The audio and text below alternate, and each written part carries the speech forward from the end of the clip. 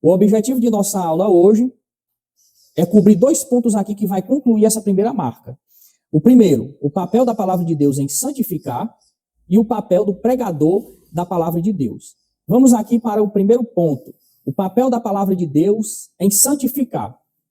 Irmãos, nós temos que entender que esse processo pelo qual a palavra de Deus nos santifica, nos faz crescer, até nós chegarmos ao tamanho, à estatura de nosso Senhor Jesus Cristo. Então, o primeiro ponto nesse sentido é observarmos que Deus, ele usa a sua palavra exatamente para nos fazer crescer. A palavra de Deus nos desenvolve espiritualmente. E nós vamos então fazer uso das palavras do nosso mestre, que estão registradas em Mateus capítulo 4, versículo 4, onde o Senhor nos faz uma citação de Deuteronômio 8:3.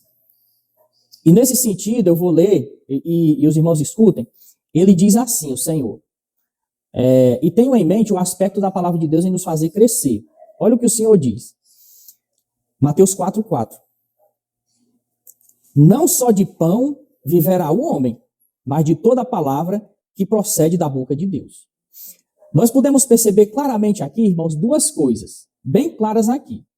Que ele está fazendo aqui a comparação entre 2 tipos de alimentos para o nosso corpo. E por eles nós vamos nos desenvolver.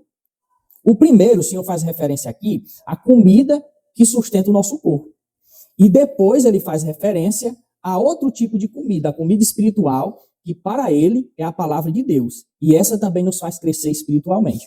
Primeira coisa a observarmos, para entendermos essas palavras do Senhor Jesus Cristo nessa referência, é entendermos, irmãos, que aqui ele não está fazendo aqui uma oposição de ideias. Ele não está contrapondo a palavra de Deus ao alimento físico.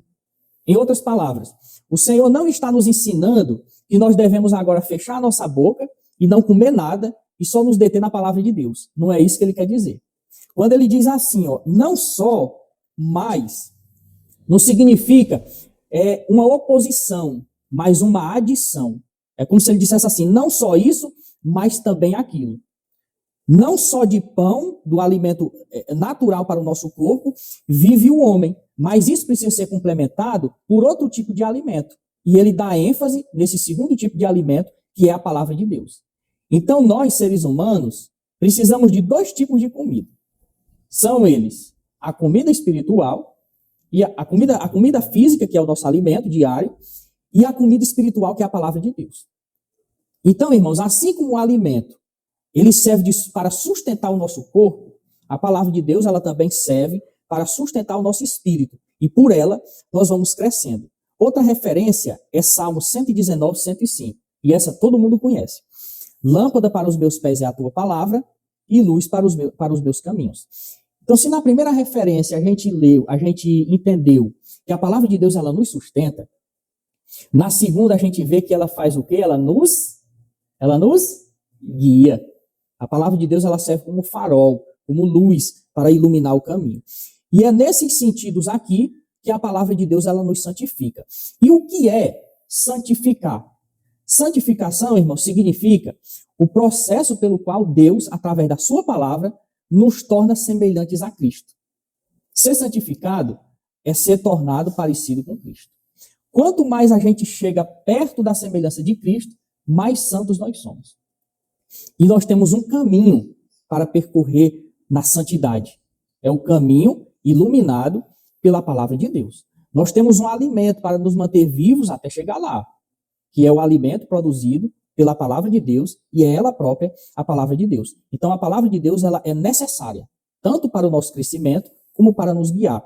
E assim, de um jeito e de outro, a palavra de Deus, ela vai nos santificando, nos corrigindo, nos moldando, para que cheguemos à estatura de nosso Senhor Jesus Cristo. Agora nós vamos observar como essa verdade de que a palavra de Deus santifica-nos se apresenta na história. Nós vamos fazer aqui uma breve exposição histórica, desde o Antigo Testamento até a Reforma Protestante, e a gente vai ver como a palavra de Deus tem santificado o povo de Deus. Primeiro no Antigo Testamento, e eu vou começar com um caso real. Em 2 Crônicas 34, o reinado é de Josias. E o contexto ali, meus irmãos, é de pura decadência espiritual. Primeiro ponto da decadência espiritual, a desordem espiritual, a queda no pecado. Primeiro ponto, a ausência da palavra de Deus. Se você está observando, se vocês estão me acompanhando, é a palavra de Deus que nos santifica, ou seja, que nos torna parecidos com Deus e com Cristo, que nos alinha a Ele. Uma vez que essa palavra está ausente, o povo cai em declínio, em decadência espiritual. O contexto em 2 Crônicas 34, no reinado de Josias, era esse. O povo estava submerso em sua decadência espiritual, afastado de Deus. O que acontece? As pessoas trabalhando ali naquele reinado, elas encontram então o livro da lei. E depois de encontrarem o livro da lei, elas apresentam esse livro ao rei Josias e lê a lei para ele. Então, meus irmãos, aqui nós encontramos um espanto pela parte do rei. Ele faz, sabe o quê? Depois que ele ouve a palavra, ele rasga as suas vestes. Ele parte as suas vestes em duas bandas, rasgando aqui a partir do peito. E com isso, ele queria mostrar que ele estava profundamente arrependido. Mas essa consciência de arrependimento só veio a ele depois do contato dele com o quê? Com a palavra de Deus, com a lei de Deus que foi encontrada naquele tempo e lida para ele. Sem isso, ele estava como que inconsciente. Ele não estava percebendo o seu afastamento de Deus. É como uma pessoa que ela vai para uma cidade pela primeira vez e ela tem um lugar para ir, um objetivo. Só que no trajeto, ela não sabe que está se desviando desse objetivo. Ela não sabe, ela só vai saber se ela ligar o GPS. Aí o GPS vai mostrar para ela que ela precisa corrigir a sua rota. Então o GPS ele mostra que a pessoa está se afastando do objetivo. Aqui a palavra de Deus ela funciona mais ou menos como um GPS. Ela mostra o quanto nós estamos afastados de Deus e não percebemos isso muitas vezes. Quando passamos a perceber e continuamos nesse caminho, aí já passa a ser rebelião, já passa a ser uma rebelião consciente. O que era involuntário e inconsciente, depois que a gente passa a conhecer que estamos afastados de Deus pela palavra de Deus, pela revelação que vem pela palavra, e a gente continua nesse caminho, então é rebelião consciente. O que o rei Josias não fez. Ele viu o quanto estava afastado de Deus e rasgou as suas vestes em arrependimento. Voltou-se para Deus. Ele se deixou corrigir pela palavra de Deus. E depois disso, sabe o que o rei fez? Pegou essa palavra e mandou os oradores, os leitores, ler a palavra para o povo que estava em decadência espiritual. Quando o povo ouviu a palavra lida, só lida, a lei lida ao povo, eles também perceberam quanto estavam afastados de Deus e se voltaram para Deus em arrependimento. Então, isso que está acontecendo aqui é a palavra de Deus na sua atividade de santificação do povo de Deus. Ela corrige os seus erros, modela o pensamento errado das pessoas ao pensamento de Deus, ao padrão de Deus.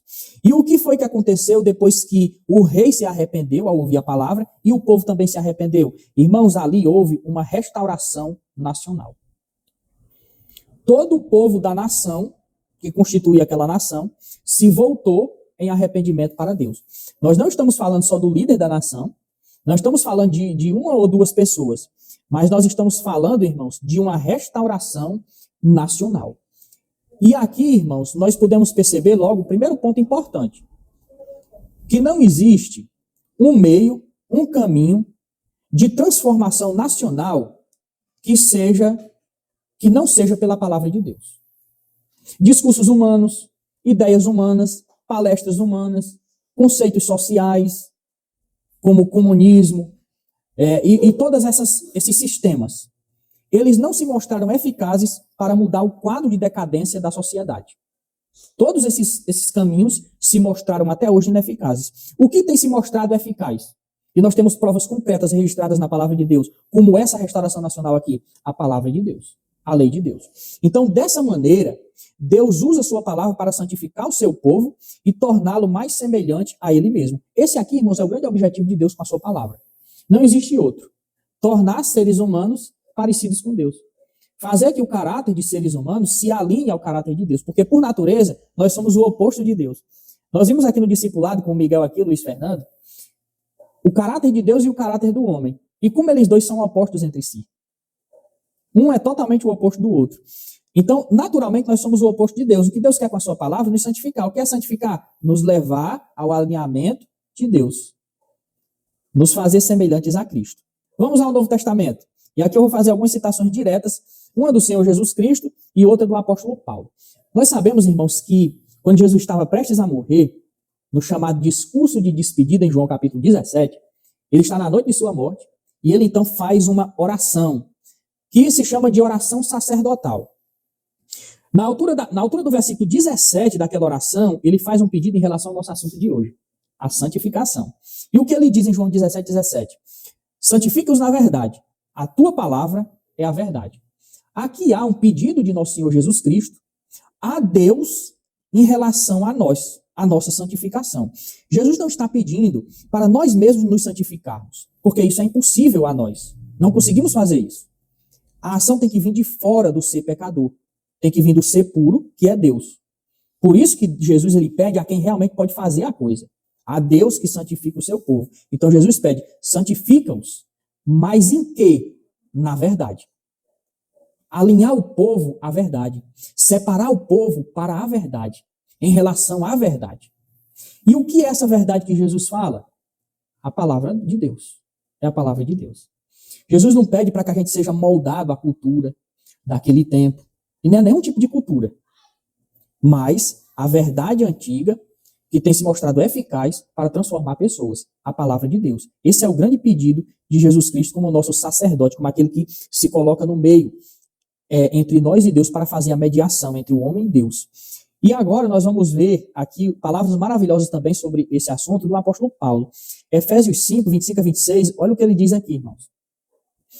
Cristo amou a igreja e a si mesmo se entregou por ela, para que a santificasse, tendo-a purificado por meio da lavagem de água pela palavra. Olha que verdade grandiosa e maravilhosa. O apóstolo Paulo declara aqui uma coisa tremenda, que Cristo, ele ama a igreja. Amou a igreja. Como prova desse amor, o que é que ele faz? Se entrega totalmente. Entregou a sua própria vida. Aí a gente lembra de outra passagem que o Senhor Jesus Cristo diz. Não existe amor maior do que esse, de alguém entregar a sua vida pelos seus amigos. Esse é os limites do grande amor de Deus. As dimensões do grande amor de Deus. Vai até as últimas instâncias de entregar o que se tem de mais importante, a própria vida. Ele então amou a igreja de tal modo que entregou a si mesmo por ela, mas ele fez isso com um objetivo. Ele tinha um propósito ali. Não era simplesmente ao acaso porque ele queria se passar de bonzinho na história da humanidade. Não. Jesus tinha um propósito altruísta que tinha a ver com o outro e não egoísta que tinha a ver com ele mesmo. O propósito de Jesus era para que a igreja fosse santificada, para que a santificasse. E a referência aqui é a igreja. O seu amor, que causou a sua morte pela igreja, tinha um objetivo de santificar a igreja, o povo de Deus, de separar o povo de Deus, alinhar o povo de Deus ao padrão do Senhor que está registrado na palavra de Deus. Como esse processo acontece? Tendo-a purificado por meio da lavagem de água pela palavra. O processo acontece aqui, ele faz aqui uma analogia entre a lavagem de água, o nosso corpo sendo lavado com água, e assim ele é purificado e limpo. A igreja, então, é purificada por meio da palavra de Deus. Ela funciona como aquilo que nos limpa.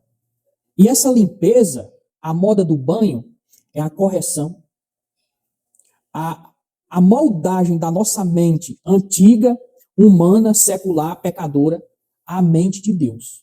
Só a palavra de Deus ela pode fazer essa modelagem do nosso ser, tanto do nosso ser interior, como do nosso corpo físico. Então, meus irmãos, o processo acontece pela lavagem da palavra de Deus em relação a nós.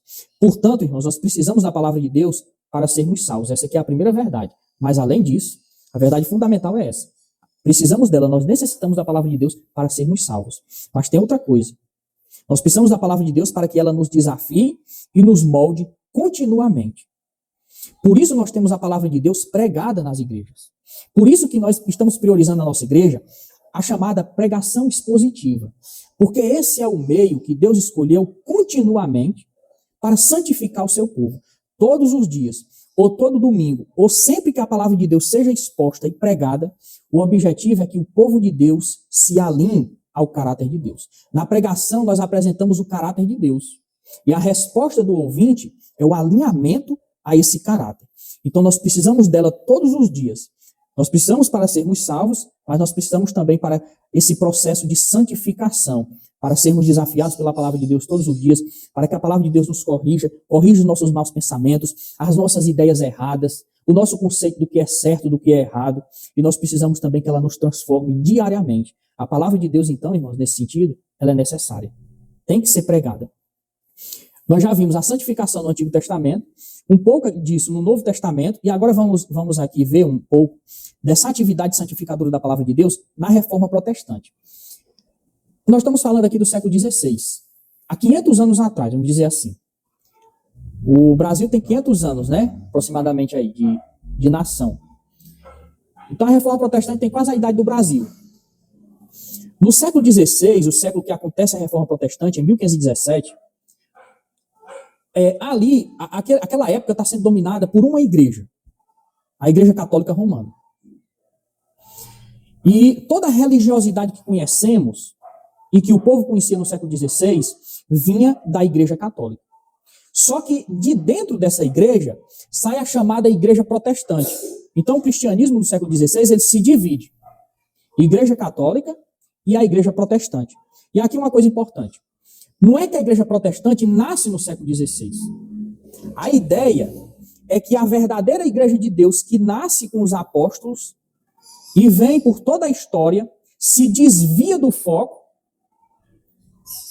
através da Igreja Católica.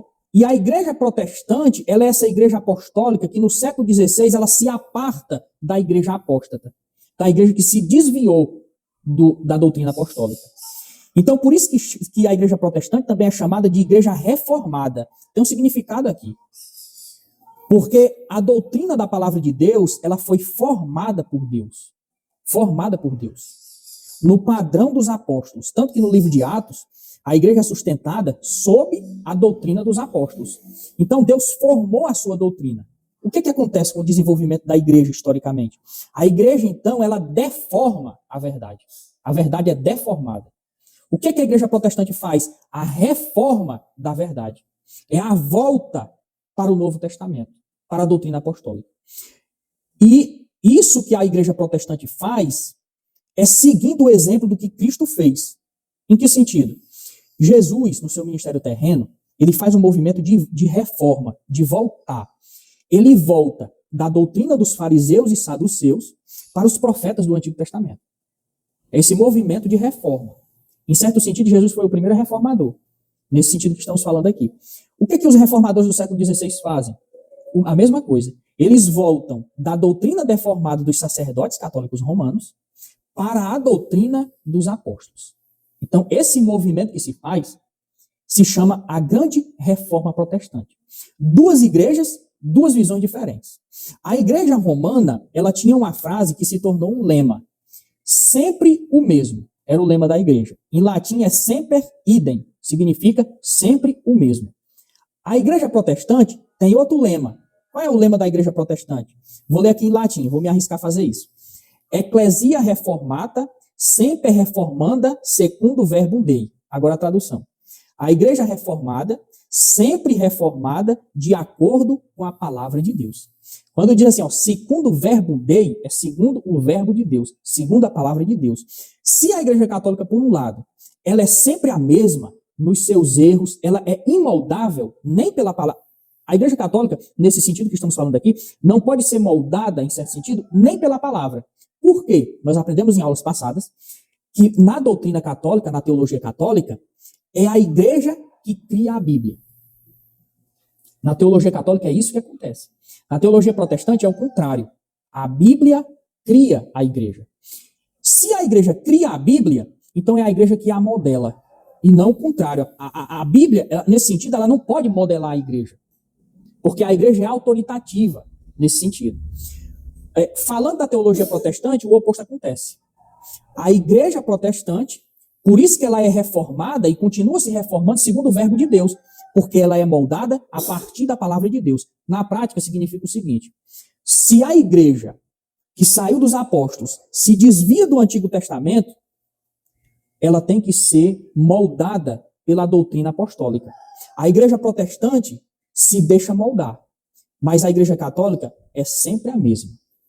Porque, nesse sentido, ela tem autoridade, é a guardiã, é a que cria a palavra de Deus. Então, o grande lema da Igreja Protestante é que ela se reforma todos os dias, todas as épocas, a partir dos ensinamentos da palavra de Deus. É uma igreja que se amolda à palavra de Deus, aos princípios da palavra de Deus. A Igreja Protestante é modelada pela palavra de Deus. É isso que significa que ela se reforma sempre. Ela sempre está em processo de reforma até chegar ao dia de perfeição, na consumação de todas as coisas. Dessa maneira, meus irmãos, a igreja saudável é uma igreja que ouve a palavra de Deus, sendo sempre transformada e moldada por ela. O que é a igreja saudável? É a igreja que ouve a palavra. Mas não só isso. Ela se deixa ser moldada pela palavra de Deus. Em outras palavras, é uma igreja santificada pela palavra de Deus. Então aqui nós já conseguimos agora concluir o primeiro ponto. O papel da palavra de Deus em santificar. Vimos isso no Antigo Testamento, no Novo Testamento, acabamos de ver na Reforma Protestante. Agora vamos para o último ponto da nossa escola bíblica. O papel do pregador da palavra de Deus. Aqui é outra coisa importante, eu diria até fundamental, em uma igreja saudável. O que o pregador está fazendo? Está pregando a palavra de Deus ou ele está fazendo outra coisa? Qual é o seu ministério principal como líder de uma igreja? Segundo o nosso estudo, ele não tem outra coisa a fazer a não ser pregar a palavra de Deus. O principal em sua vida é essa tarefa, pregar a palavra de Deus. Nesse sentido, aqui, uma das coisas mais importantes a procurar em uma igreja, para saber se ela é saudável ou não, é o pregador daquela igreja. Para saber se ele realmente está pregando as Escrituras Sagradas. O pregador, diz nosso estudo, é o fator mais importante que deve ser procurado em uma igreja. No início aqui dessa primeira marca, a gente colocou algumas perguntas a fim de procurarmos uma igreja saudável. A gente dividiu as nossas perguntas iniciais em 3 blocos. Sobre a estrutura física da igreja, sobre a membresia da igreja e sobre a liturgia da igreja e a programação. E nós percebemos por esses 3 blocos de perguntas que não são perguntas necessárias. Perguntar sobre a estrutura física, sobre a membresia, sobre a liturgia, são coisas secundárias que mudam constantemente. Mas uma coisa necessária é perguntar se aquela igreja prega expositivamente a palavra de Deus. Se tem alguém ali sendo porta-voz de Deus. Essa é uma característica da igreja saudável. Alguém está ali proclamando a palavra de Deus. Algumas características, então, irmãos, de um pregador da palavra de Deus. Primeira coisa, o que ele não deve fazer. Depois eu vou dizer o que ele deve fazer. O que ele não deve fazer. Os pregadores não são chamados para pregar o que é popular. Nesse sentido aqui, o pregador, ele se desviou do seu papel fundamental. Ele está fazendo outra coisa. Se desviou totalmente do curso na jornada. Ele está fazendo alguma coisa que não foi chamado para fazer. Está pregando o que as pessoas querem ouvir. Então, nesse sentido, a primeira coisa que ele faz, ele pesquisa o que o mundo quer ouvir. É um mero pesquisador. Então, ele chega na igreja ou na comunidade, e não é só na igreja. Esse perfil de palestrante é em qualquer ambiente onde ele se encontra. Seja na igreja, comunidade da fé, seja numa reunião comunitária da comunidade para resolver qualquer coisa, ou em qualquer repartição onde ele chegue, que ele seja chamado para exercer o papel de líder, ele faz esse movimento em relação aos ouvintes. Ele pesquisa o que as pessoas querem ouvir. Ah, fulano de tal ali, eu sei que gosta de ouvir pregação desse sentido, pregação mais no sentido de vitória e tal. Aquela outra pessoa, ela gosta de ouvir pregação mais no sentido financeiro. Como é que eu vou fazer para conquistar minha vitória financeira? Aquela outra ali gosta de ouvir mais pregações motivacionais. Então ele vai fazendo essa pesca e a partir dessa pesquisa, ele então sabe agora o que ele vai pregar. Então ele prega exatamente o que ele pesquisou, o desejo das pessoas. E aí ele pode até procurar referências bíblicas para fundamentar essa ideia que já está criada na cabeça dele, que partiu do desejo das pessoas. Ele fundamenta isso até com versículos bíblicos, então ele joga essa mensagem para as pessoas. Qual é o resultado disso? Que ele está pregando o que as pessoas já sabem e o que as pessoas querem. A sua pregação é um reflexo do mundo. O resultado que o estudo aponta é esse aqui. A igreja vira um reflexo do que realmente o mundo é. Se eu pesquiso o mundo secular para poder pregar para o mundo, segundo os seus desejos, eu não estou fazendo outra coisa a não ser pregar sobre o que ele já sabe, sobre o que ele próprio deseja, sobre os objetivos e os anseios do próprio mundo. O pregador, ele não deve fazer isso. É um erro aqui grotesco se ele fizer isso, se ele andar por esse caminho. E hoje não são poucas as igrejas que fazem isso. A realidade deve ser dita. Existe isso. As pessoas pesquisam o que outros querem ouvir e pregam isso. E o estudo diz que esse é um desvio da função do pregador. O que ele deve fazer? Os pregadores são chamados para pregar a palavra de Deus. É isso que ele deve fazer. Por quê? Ele deve priorizar a pregação da palavra de Deus. Em primeiro lugar, porque a palavra de Deus ela produz vida. É uma coisa que a palavra de Deus faz que é necessária para pessoas. Biblicamente falando, as pessoas estão mortas. O que a palavra de Deus faz é produzir vida. Mas ela só produz vida se ela for exposta, proclamada aos ouvidos das pessoas. E isso quem faz é o pregador da palavra de Deus. Por que ele foi chamado para pregar a palavra? Primeira coisa, porque a palavra pregada, ela produz vida. Segunda coisa, a palavra de Deus confronta as nossas imperfeições. Ao invés de pregar o que os meus irmãos já sabem e querem ouvir, devemos pregar a palavra de Deus que confronta o nosso padrão de pensamento. As coisas que pensamos como certas. A palavra de Deus, ela confronta o ser humano natural, as nossas imperfeições, nossos erros, e ela corrige isso. Por isso ela deve ser pregada. Outra coisa, a palavra de Deus mostra que nós somos indesculpáveis diante de Deus. Foi o que ocorreu com o rei Josias e o povo dele naquela época.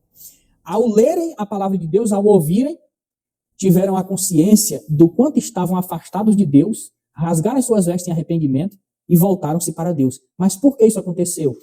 A palavra de Deus em plena atividade, mostrando que nós somos indesculpáveis diante de Deus, como já está ali de saída no primeiro capítulo da carta aos Romanos. Última coisa nesse sentido, a palavra nos chama ao arrependimento para a vida. Última coisa que a palavra de Deus nos faz, ela nos chama ao arrependimento.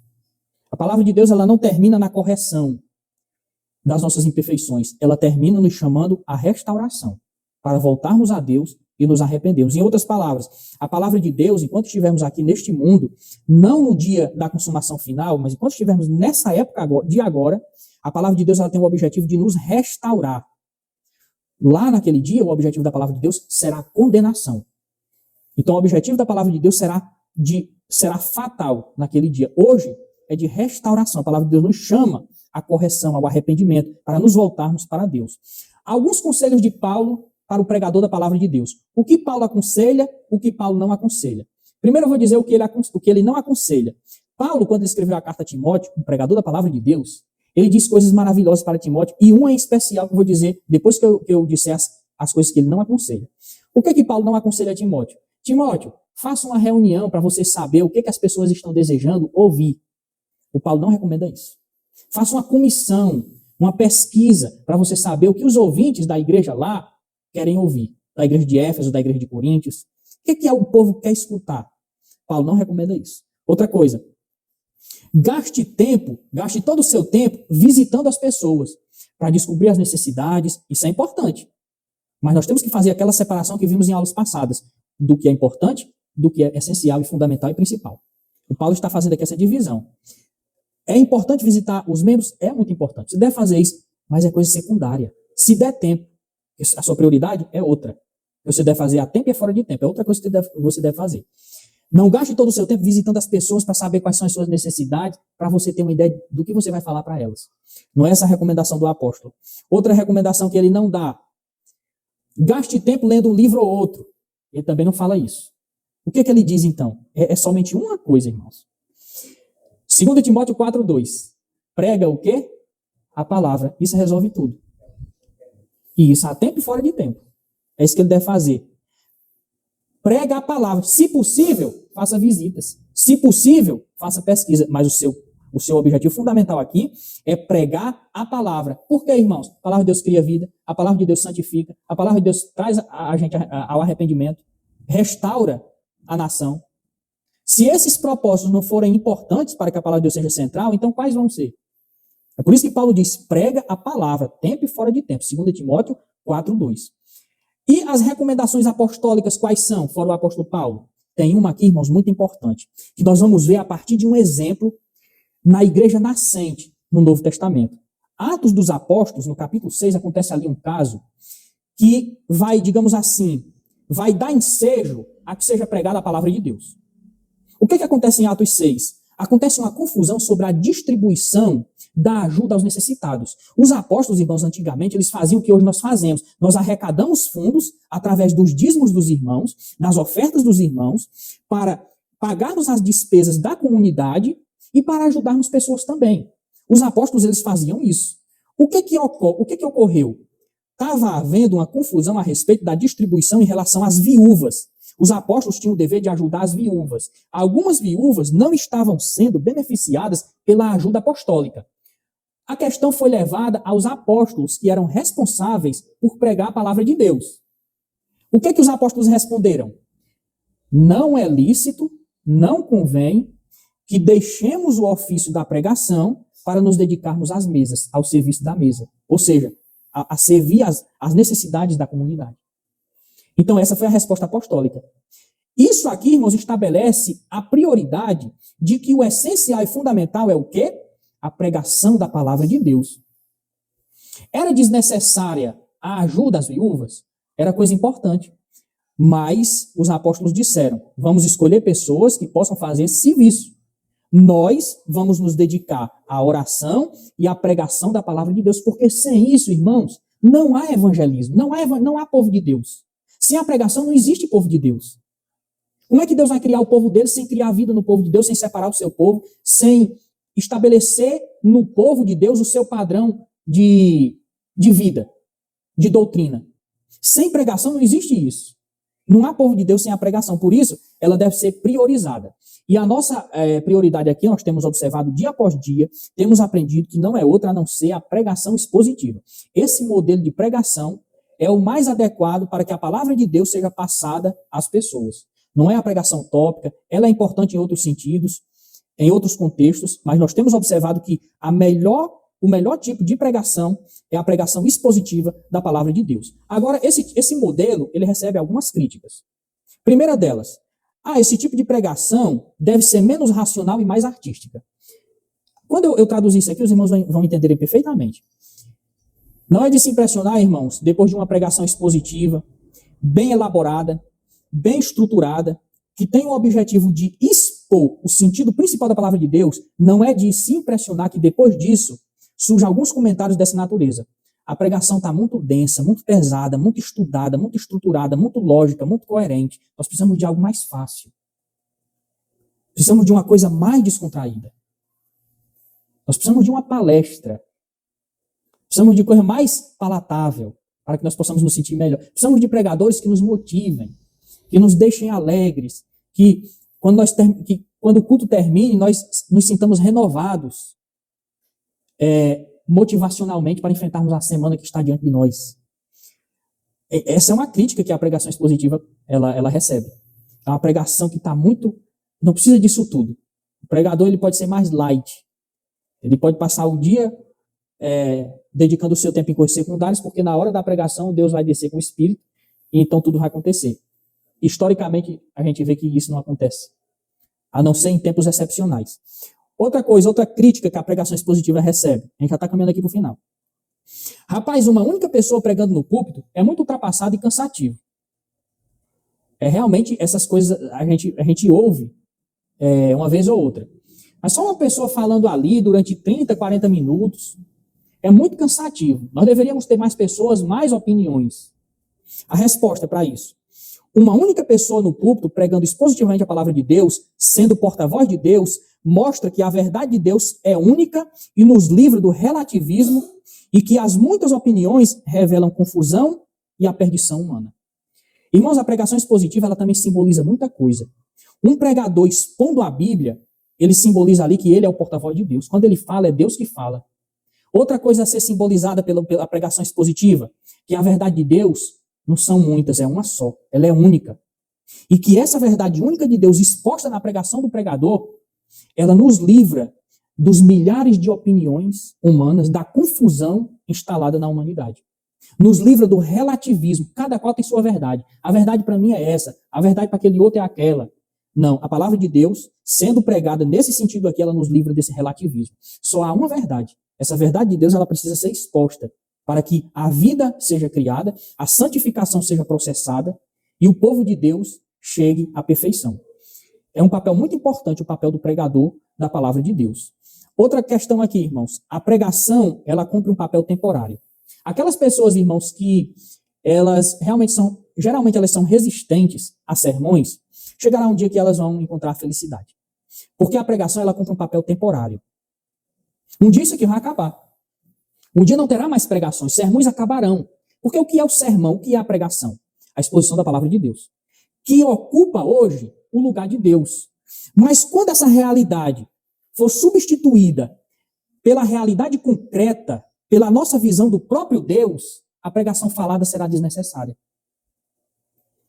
Quando nós tivermos a visão de Deus, irmãos, diante de nós, a fé será desnecessária.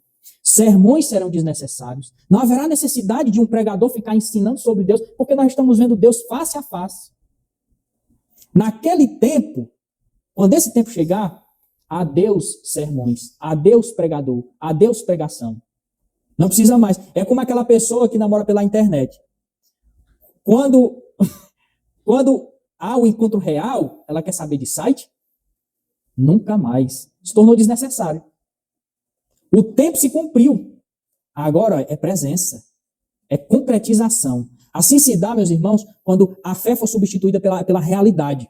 Hoje nós necessitamos da fé, porque a fé nos projeta para um futuro real e concreto. Quando isso chegar, a fé que precisamos para pensar nisso vai acabar. Só ficará o amor, o desfruto do amor. Profecias, línguas, fé, sermões, pregações, tudo isso será aniquilado. Não precisaremos mais disso.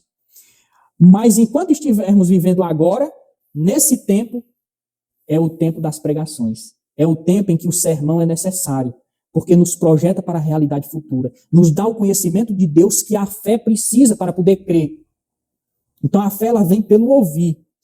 Enquanto então, irmãos, esse tempo futuro não chega, nós devemos pregar, como Paulo ensinou a Timóteo. Há tempo e fora de tempo. Não como desesperados, aperreando as pessoas, forçando pessoas, criando estratégias para ludibriar pessoas e trazê-las à igreja. Nosso objetivo nunca foi esse, nunca será.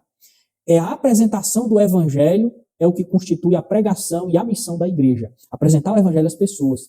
O processo de transformação e regeneração é feito do alto. É Deus que opera isso. Nesse tempo, então, temos que pregar, como Paulo ensinou a Timóteo, como Timóteo fez. Nós não podemos ver o Senhor face a face ainda. Significa que a pregação hoje cumpre um papel necessário. A pregação tem que ser exercitada e tem que ser feito. O ofício do pregador, ele está em plena atividade. Então, ele tem que dar o máximo do seu tempo, dos seus esforços, do seu potencial intelectual que Deus lhe deu, para cumprir a sua missão, que é pregar a palavra de Deus. Não fazemos outra coisa, se somos pregadores, não fazemos isso. Pregar a palavra de Deus. Ele nos dá a sua palavra, Deus, e a fé. Deus nos dá a sua palavra e a fé para que o conheçamos e nele creiamos. A palavra de Deus, através da exposição da palavra, adquirimos conhecimento. A fé, então, vem para que nós exerçamos, então, a nossa crença em Deus. Sem palavra de Deus, sem conhecimento de Deus. Toda a revelação de Deus está contida nas Escrituras.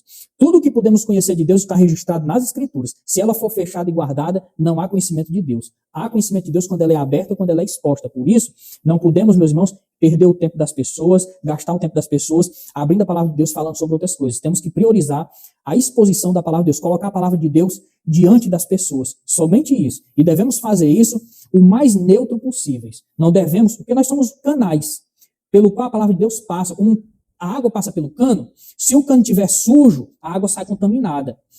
Assim somos nós, na qualidade de canais. Se nós colocarmos nossas coisas que achamos que é certo, nossos adicionais, nossos complementos, para que a palavra de Deus cumpra o efeito que nós desejamos, nós contaminamos a palavra de Deus. E isso revela também uma descrença na suficiência das Escrituras. Quando nós complementamos a palavra de Deus, nós achamos que ela sozinha, não é suficiente para cumprir o propósito. Por isso nós adicionamos nossos discursos. Mas nós temos que aprender, irmãos, que a palavra de Deus pura, ela é suficiente, ela se basta para cumprir o propósito pelo qual ela saiu da boca de Deus. A pregação, irmãos, ela tem que ser absolutamente central. O resultado é isso. De tudo que nós falamos aqui, nós estamos tentando reservar o lugar da palavra de Deus no centro. Tudo que estamos dizendo aqui é para que isso seja estabelecida em nosso meio. A palavra de Deus esteja no centro.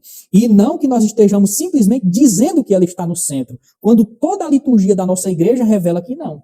Nós não podemos fazer isso, só dizer que a palavra de Deus está no centro. Nós temos que fazer toda a nossa programação de modo a mostrar que realmente a palavra de Deus está no centro. E assim nós priorizamos o lugar de onde a palavra de Deus nunca deve sair, o centro da igreja. A pregação expositiva, irmãos, ela é necessária porque ela coloca a palavra de Deus no centro. O texto que vai ser pregado é pregado ali em sua totalidade. O texto é examinado, é estudado, se ora sobre aquele texto e se prega aquele texto. O sentido daquele texto. E não as nossas ideias. Então, esse tipo de pregação coloca a palavra de Deus no centro. Além disso, irmãos, a pregação expositiva da palavra de Deus é a fonte de crescimento da igreja. A igreja só cresce se a palavra de Deus for pregada expositivamente. Outra coisa, na pregação expositiva, os crentes são transformados. As verdades de Deus são expostas, corrigindo o povo de Deus, e então, quando o povo de Deus ouve isso, se deixa moldar pela palavra, eles então são transformados. Última coisa aqui. A pregação expositiva mostra o caminho da salvação. Referência bíblica. Visto como na sabedoria de Deus, o mundo não o conheceu por sua própria sabedoria, aprove a Deus salvar os que creem pela loucura da pregação. E é exatamente assim que muitas pessoas hoje consideram a pregação da palavra de Deus. E quando se coloca esse qualificativo de expositiva, aí é que a coisa complica mais. O que é isso? Que loucura é essa? Por essa loucura Deus escolheu salvar pessoas. É o que o apóstolo Paulo está dizendo aqui. Deus escolheu salvar pessoas pela loucura da pregação. 1 Coríntios 1:21. Isso que é objeto muitas vezes de zombaria das pessoas, foi o que Deus escolheu para salvar pessoas. Por isso, irmãos, não devemos nos deixar sermos ludibriados pelo diabo, quando ele nos diz que todo esse empenho, esse trabalho, essa dedicação simplesmente para pregar a palavra de Deus não tem muita importância. Não devemos acreditar nesse tipo de mentira. Não devemos nos deixar, irmãos, ser influenciados pelo diabo quando ele influencia pessoas para dizer: nós queremos ouvir outra coisa, queremos ouvir uma coisa mais light, queremos ouvir uma palestra aqui, outra lá, queremos ouvir alguma coisa mais animada. São estratégias diabólicas, para que o objetivo principal pelo qual Deus escolheu para santificar o seu povo não aconteça. E o que é? A pregação expositiva da palavra de Deus. Esse é o nosso grande alvo, não podemos perder isso aí de vista. A palavra de Deus é a palavra que precisamos ouvir hoje. Não precisamos ouvir outra coisa. Há igrejas, irmãos, e há cristãos também, que ignoram a palavra de Deus. Muitas pessoas hoje, irmãos, não conhecem a palavra de Deus. E de quem é a responsabilidade? Eu creio, irmãos, que muita dessa responsabilidade recai sobre a igreja de Deus, responsável pela proclamação do evangelho. Se as pessoas não estão conhecendo a palavra de Deus, será que a igreja de Deus está realmente priorizando a pregação da palavra de Deus? Será que os pregadores estão priorizando isso? Se a nossa comunidade não conhece a palavra de Deus, nós devemos, irmãos, ter esse senso de responsabilidade. Será que estamos realmente cumprindo com o nosso papel? Será que nós não temos culpa nessa ignorância comunitária? Temos que fazer esse ponto de reflexão. Uma pergunta central aqui. O que significa dizer que a Bíblia é a palavra de Deus? Significa simplesmente ouvir a palavra de Deus e dar atenção a ela. Isso aqui é uma questão lógica. Veja, se você diz assim, eu creio que a Bíblia é a palavra de Deus, mas se você não está nem aí para ouvi-la, se você não dá atenção a ela, sabe o que você está dizendo? Na verdade, você diz que crê, mas não crê. Porque se você acreditasse que essa palavra é de Deus, primeira coisa, era correr para ouvi-la, para dar atenção à palavra. Por isso, irmãos, quando nós não damos atenção à palavra, não queremos ouvir a palavra, não queremos ouvir a pregação expositiva da palavra de Deus, a grande realidade é que nós não estamos acreditando que aquele pregador está pregando a palavra de Deus e que a Bíblia é a palavra de Deus. É igual a pessoa que ela diz assim, eu vou falar aqui segundo a linha tradicional da igreja, segundo a qual o inferno é real e concreto. Há linhas teológicas que acreditam que é apenas figurativa, a imagem do inferno. Eu vou trabalhar com a possibilidade de que o inferno seja concreto e real, é assim que nós cremos. Nesse sentido, é igual a pessoa que diz que a Bíblia é a palavra de Deus, mas não dá atenção e nem ouve a palavra de Deus, é igual a pessoa que ela diz assim, eu creio no inferno, que ele é real e concreto, mas vive sem acreditar que está caminhando para lá. É igual a pessoa que ela sabe que está em destruição. Aí ela está caminhando para lá. Ela não está acreditando que se ela acreditasse, ela não ia, ela fazia a volta. Ela não ia. Então, acreditar que a Bíblia é a palavra de Deus é ouvir e dar atenção a ela. Mas há pessoas que não têm a intenção de seguir a palavra de Deus.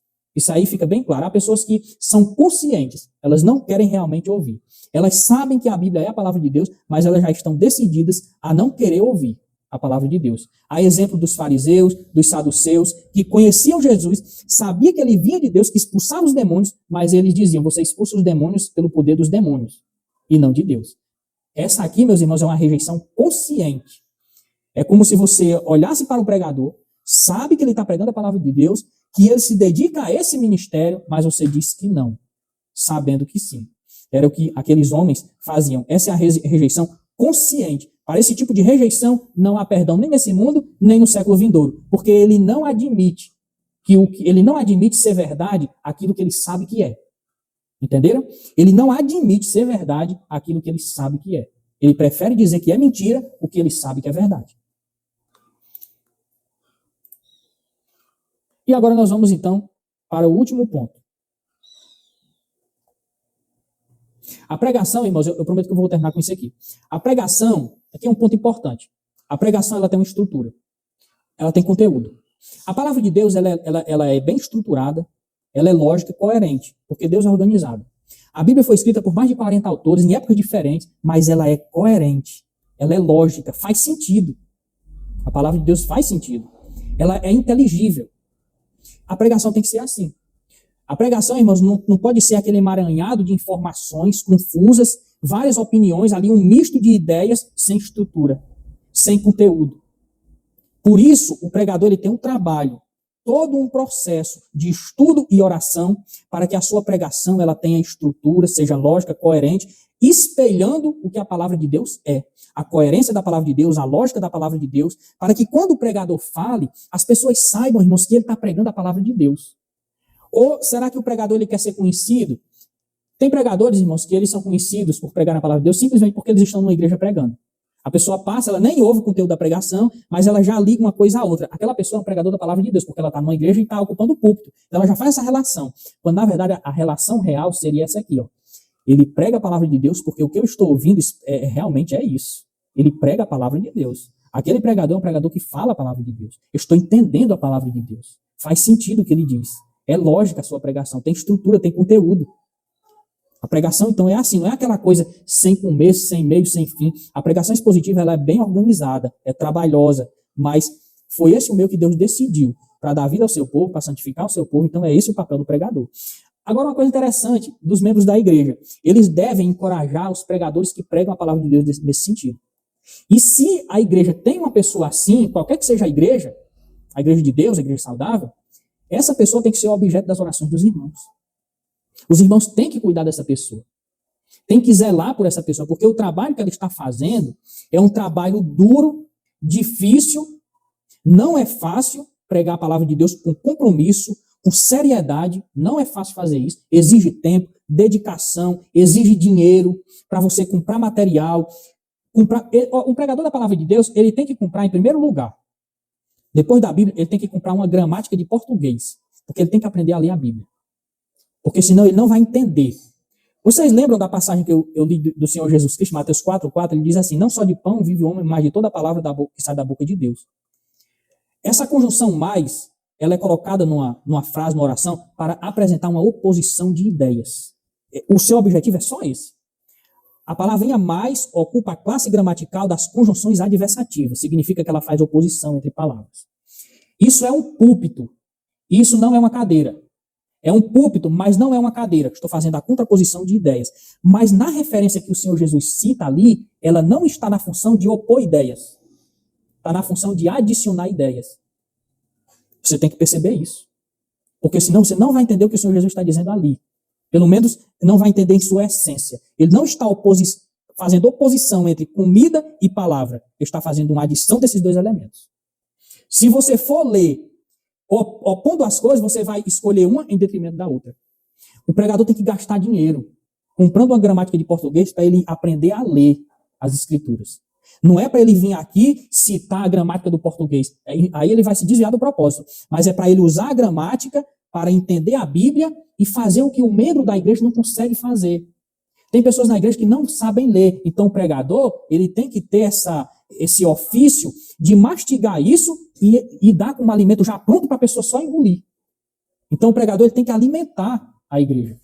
Ele tem que investir tempo, dedicação, dinheiro. Por isso o tempo na igreja dele tem que ser muitas vezes integral. Daí a necessidade, irmãos, de a igreja chegar junto dessa pessoa, ajudá-lo, incentivar, zelar por essa pessoa, né? Outra coisa aqui, irmãos, os membros da igreja devem orar por esse tipo de pregador. Existem muitas coisas pelas quais a igreja faz para sustentar um pregador da palavra de Deus, o pregador sério. Se ela só puder fazer uma, porque tem várias, tem a ajuda, tem o incentivo de encorajar o pregador, de motivá-lo, de cuidar dele, de zelar, de ajudar financeiramente. Se ela só puder fazer uma, eu diria, deixe todas as outras e ore por ele. Só essa, não precisa se ajudar financeiramente, zelar, nada disso. Faça só orar por ele. Se só puder fazer uma coisa, ore por ele. Mas o ideal seria fazer todas as outras. Se não puder, faça pelo menos essa. Orar pelas pessoas.